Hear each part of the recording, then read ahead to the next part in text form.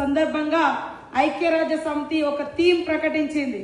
అంటే ఇస్తే సాధిస్తారు, అవకాశం వస్తే ఆకాశాన్ని కూడా దాటుకొని అంతరిక్షంలోకి పోగలిగే శక్తి ఈ మహిళా శక్తిలో ఉంది అని ఈ సందర్భంగా తెలియజేస్తా ఉన్నాను.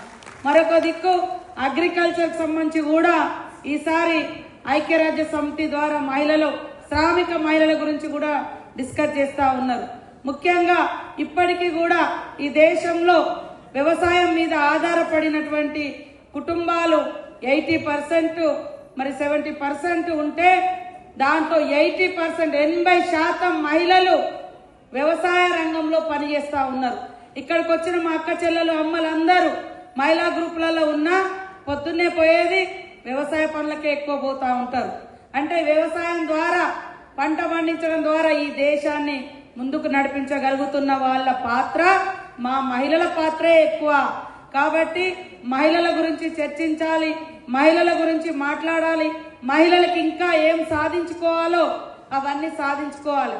మహిళా దినోత్సవం అంటే ఏదో ఆటలు పాటలు ముగ్గులు